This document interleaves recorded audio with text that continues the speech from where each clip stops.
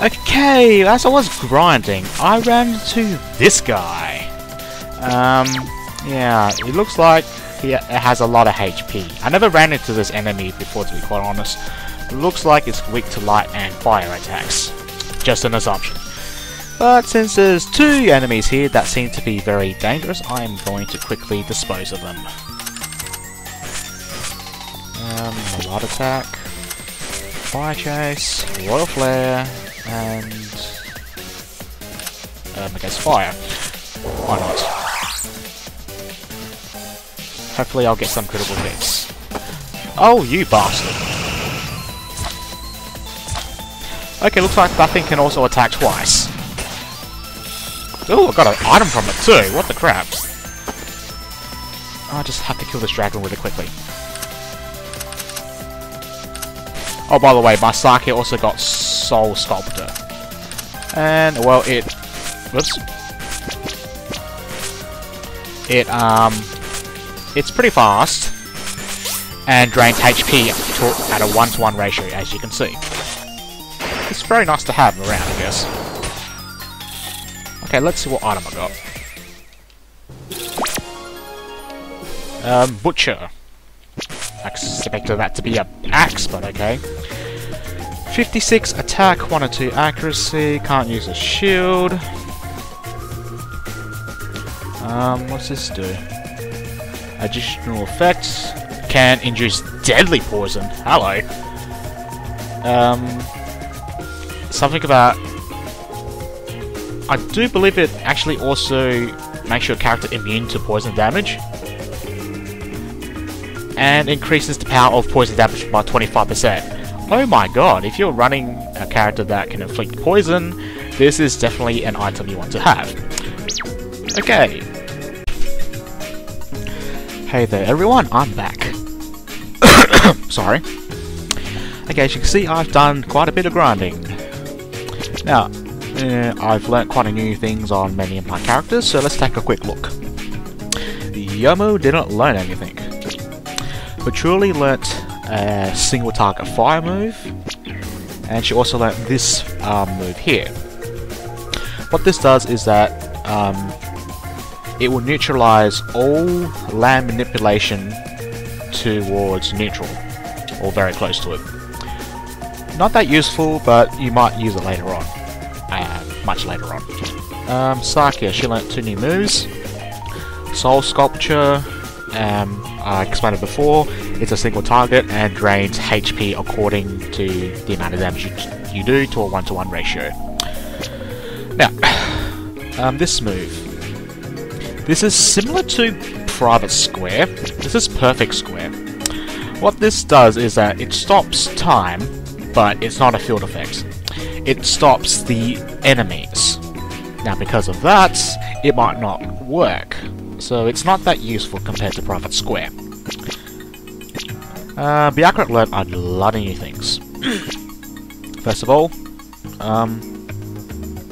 this raises light and dark element resistance by 1 stage.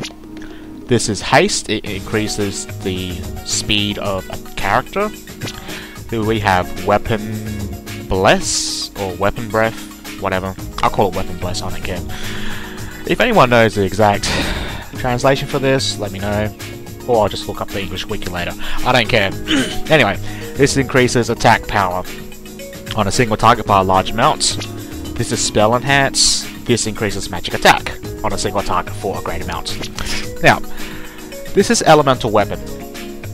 You can endow a character's weapon with either fire, ice, earth, or lightning on a character, and their attacks will now have that elemental property. Very useful. I learned this at level 24, so yeah. Sanae, or Sanae as you people want me to pronounce it, I don't care.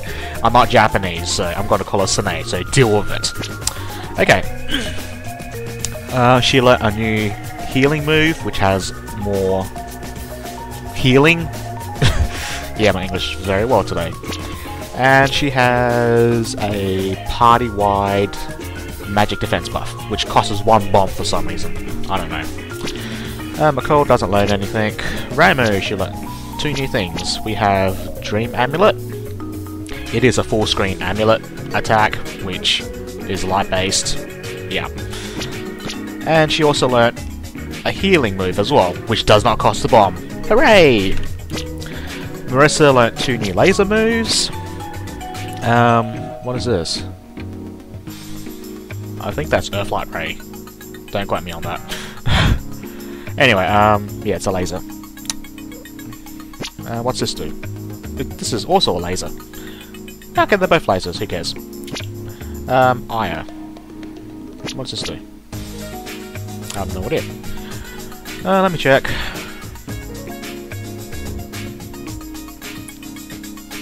Oh, I do believe this spell card, for 1 turn, all of your character's physical attacks will not miss. So that's kind of useful, I guess. If you're using Aya in your party, of course. And this spell card here increases your character's evasion rate greatly for 1 turn, I think. Is it 1 turn? I don't know. I never actually used these. For Notori, we learnt 2 new moves. We have a lightning-based spell card and a fire-based spell card.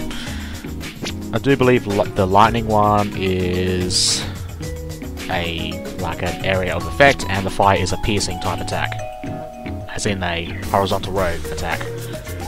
Doesn't matter, it does pretty poor damage compared to Jason. Okay, Alice. Alice, what did you learn today? Alright. This move is basically this move here, except while this affects only a column, this affects your entire party. So, that's always nice to have. As for this move,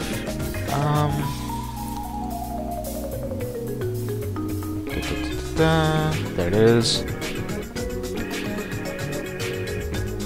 I think it raises all elemental resistance, or the 4 basic element resistances by 1 stage. And I believe it affects your entire party, but I've never used this in battle. But I do think you actually need to pick which element you want to raise. I think that's about it. Oh, Satori. What's this move?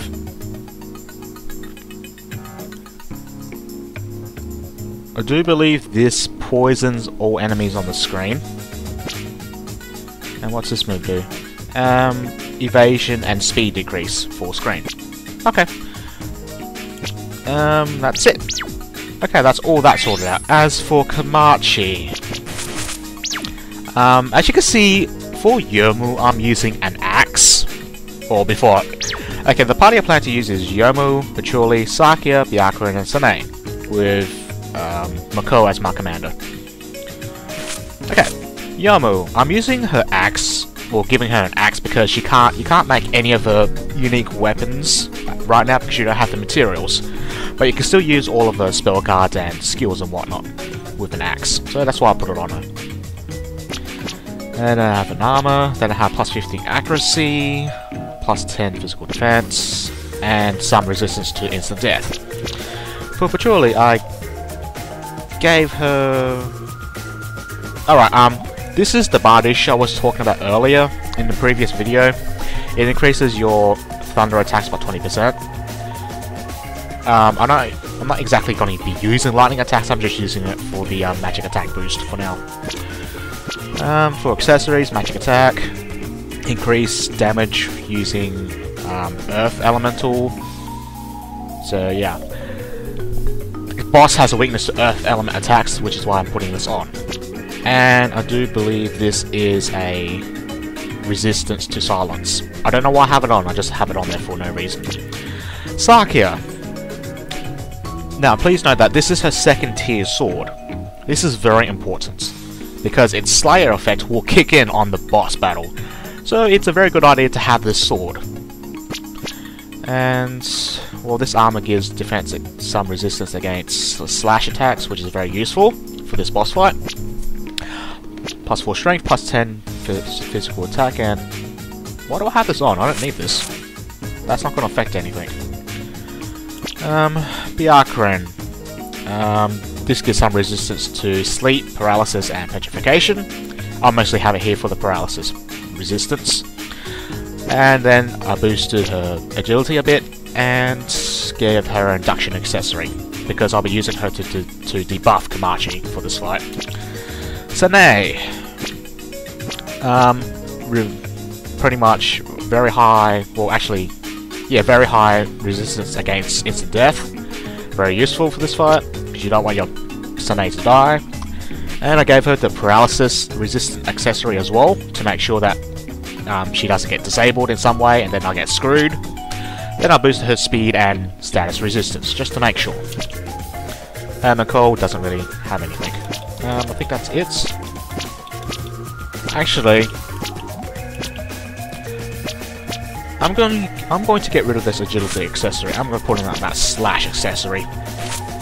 Now I have some resistance to slash. Okay. As for skill trees, I'm using this skill tree here because her attacks with this this stance, however, sorry, they decrease physical. They have a chance to decrease physical attack power, which is very, very useful for this fight. And then I invested some points into this skill tree to get more accuracy. I'm only doing this for the accuracy. I'm just stating that now. Then put some points into axe. You don't need any of the axe attack skills, so you can just use her skills that she gets on level up. She'll be fine.